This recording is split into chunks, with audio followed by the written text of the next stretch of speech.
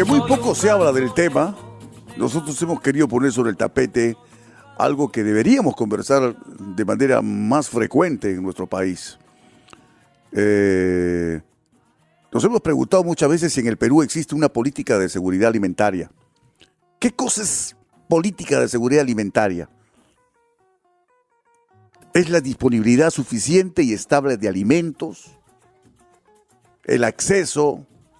¿El consumo oportuno y permanente de los mismos en cantidad, calidad e inocuidad por parte de todas las personas bajo condiciones que permitan su adecuada utilización biológica para llevar una vida saludable y activa, ¿no es cierto? Pero ¿cuáles son los problemas de seguridad alimentaria en el Perú? ¿Existen o no? Bueno, la situación de inseguridad alimentaria en el Perú, esto lo escuchamos hace mucho tiempo, es la desnutrición infantil. La deficiencia de micronutrientes siguen siendo los principales problemas de nutrición. En los menores de 5 años la desnutrición crónica es del 25%. El 50% padece de anemia y el 11% manifiesta deficiencia de la vitamina A. Y todo el mundo me pregunta, y aquí salen las preguntas por redes sociales, me preguntan, ¿y qué hace el Congreso? No, vamos a conversarlo, vamos a ver qué nos dicen aquí los especialistas antes de emitir un juicio, ¿no? Laureano del Castillo es director ejecutivo del Centro Peruano de Estudios Sociales. Don Laureano, qué gusto saludarlo, muy buenos días, bienvenido a la Rotativa del Campo. Buenos días, señor Calderón. Qué gusto saludarlo. ¿Existen estrategias de seguridad alimentaria en el Perú? Sí, efectivamente, entre otros documentos tenemos una Estrategia Nacional de Seguridad Alimentaria, que sin embargo estaba vigente hasta el año 21, no se ha renovado. Pero más que preocuparse por si tenemos estrategias o documentos que hablen de la seguridad alimentaria, la pregunta sería, como usted lo dijo, ¿qué se está haciendo para mejorar la seguridad alimentaria en el país? Y la respuesta que podemos dar es que es poco. Poco, muy poco. Porque si hablamos de documentos, no sé, está el Acuerdo Nacional, la Carta Política Social, la Ley de Bases de la Descentralización, la Ley de Órganos de Gobierno Regionales, etcétera, etcétera, ¿no es cierto? Si hablamos de documentos. Así es, así es. En documentos, en este campo y en otros, no nos quedamos en el Perú y en general en América Latina. Y las cifras son realmente preocupantes. Las que usted dio efectivamente muestran que, aunque en los últimos años se avanzó mucho en reducir la desnutrición crónica de niñas y niños menores de 5 años, pasando del año 2009, que estábamos en 23,8%, al año 2019, que esta bajó a 12,2%.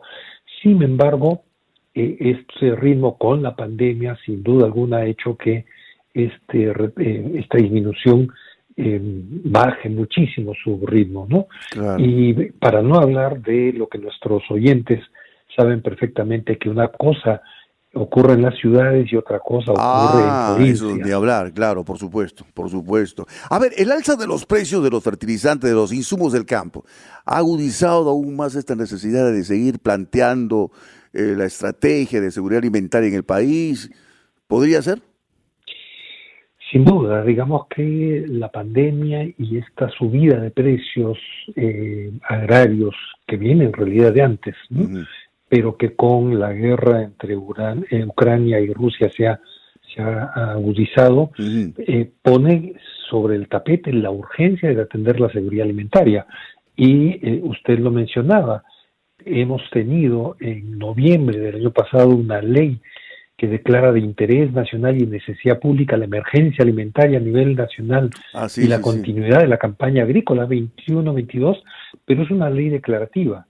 Y lo que hemos tenido hace unos días, concretamente publicado el sábado pasado... ¿La emergencia de 120 días? Así es, un decreto supremo que declara en emergencia el sector agrario y de riego por 120 días. Pero ¿qué propone este decreto? En realidad propone la aprobación de un plan de emergencia agrario en 10 días, y ya van corriendo los días. Pero el plan, dice este mismo decreto, debe atender a 4 líneas de acción que entendemos son todavía líneas de acción muy gruesas, muy a largo plazo, y que sentimos no va a resolver el problema actual urgente que reclaman los agricultores. Uy, eso está terrible, agudiza la situación. ¿Qué cosas se puede hacer en el Perú para empezar a hablar en serio, de la seguridad alimentaria? Bueno, hay muchas cosas que hacer y sin duda alguna los expertos diferirán en su efecto, Sí, pues. pero el tema está en que en este decreto supremo se habla de que las líneas de acción a desarrollar en este plan de emergencia agraria, como decía, son 4. El primero, equipamiento mecánico y entrenamiento a los productores agropecuarios. Ajá. Estamos hablando de una cosa a largo plazo, porque para empezar, ¿qué capacidad tiene el Ministerio de Agricultura de apoyar ya con equipamiento mecánico a un Claro. agro dominado básicamente por la pequeña propiedad y el minifundio? Formas de asociatividad. Esto toma años, hay que decirlo. Cómo formamos asociativas, cómo formamos cooperativas, se consolidan y empiezan a producir. ¿Esto es una solución para la urgencia de ahorita? No. La tercera, optimización y diversificación de instrumentos financieros. Ya sabemos que el crédito llega a muy poca gente y que esfuerzos como el FAE Agro, lanzado desde inclusive el presidente Vizcarra y el presidente Sagasti, han tenido muy poco efecto. Y por último, insumos agrarios y semillas certificadas. Por Dios, la emergencia es ya. ¿Qué hacemos cuando el agricultor está demandando fertilizantes que han subido muchísimo de precio, han triplicado? Sí, pues. Por ejemplo, el caso de la urea, ¿no? Y necesitamos, como digo, a algunos no les va a gustar, pero subsidios inmediatos que viene pidiendo la agricultura desde que empezó la pandemia. Correcto. Bueno, caramba. Y estaba leyendo precisamente el análisis que hacían algunos especialistas. Hablan de este plan que contiene como líneas de acción el equipamiento mecánico, como usted lo señala, ¿no?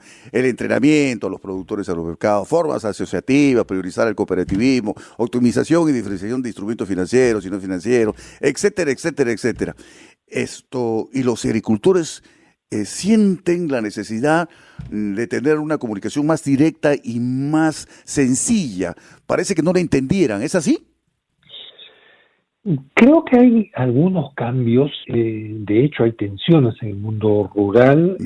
Recordemos que hemos tenido un cambio de ministro y el nuevo ministro, el señor Sea, Ya. ha apoyado la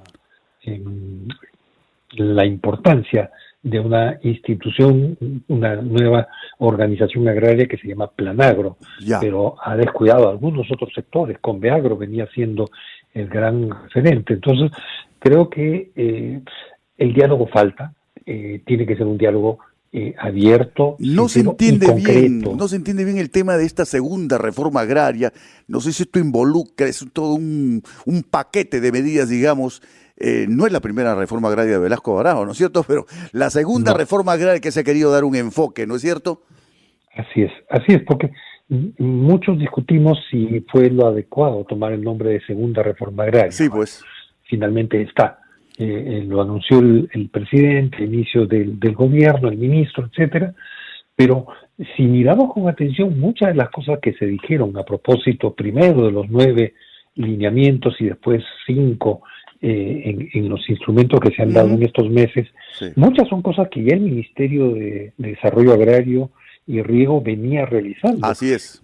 y venía realizando mal, en parte por falta de recursos. Entonces, si hablamos de emergencia alimentaria, si hablamos de prioridad de la agricultura, tiene que haber un aumento del presupuesto, porque estamos hablando, cifras oficiales, del 97% de productores agrarios que hacen parte de la agricultura familiar. Así es. Repito, pequeños propietarios y minifundistas. Y nuestra política agraria durante estos últimos 30 años ha estado más enfocada en promover la agroexportación. La Lo ha hecho bien, sin agroexportación, duda alguna. efectivamente. Por eso se Pero desarrolló y creció tanto ICA, pues, ¿no? así es, y Capiura y otras Así partes es. del Perú. Pero eso es una pequeña parte de la agricultura. ¿Cómo hacemos que esto llegue a todos los demás? Sí, pues efectivamente. Este tema es, pero ojalá que estas conversaciones, este acercamiento entre los pequeños productores, los familiares, etcétera, etcétera, con las autoridades, se llegue a un acuerdo de entendimiento y que la gran agricultura, ¿no es cierto?, los grandes empresarios que están en todos sus derechos, ¿no?, de también reclamar, digamos, algunas medidas que los beneficien, digamos, ¿se puede llegar a una concertación? ¿Es posible llegar a una concertación en el campo? Yo creo que sí, pero para llegar a esa concertación, como en todo diálogo, tenemos que escucharnos recíprocamente, ¿no? Y decir las cosas con claridad. Qué interesante. Escucharnos. Así es, porque por ejemplo, la agroexportación ha tenido por más de 20 años, desde por lo menos el año 96, incentivos que son básicamente tributarios, es decir, rebaja de impuestos. Así es. Y eso se llama subsidios. Cuando se plantea lo mismo para la agricultura familiar, se dice no, los subsidios son dañinos. Entonces estamos aplicando la famosa ley del embudo, ¿no? Lo ancho para mí, lo angosto para ti. Entonces tiene que haber un equilibrio aquí de todos, sin afectar nuestra agroexportación, pero al mismo tiempo cómo atendemos las necesidades urgentes y durante largo tiempo de los pequeños agricultores y agricultoras. Director ejecutivo del Centro Peruano de Estudios Sociales, don Laureano del Castillo, ha tenido la gentileza de aceptar una llamada a esta hora de la mañana de la Rotativa del Campo, un programa para la zona rural, para todos los amigos del campo. Muchas gracias, señor, muy amable. A ustedes, buenos días.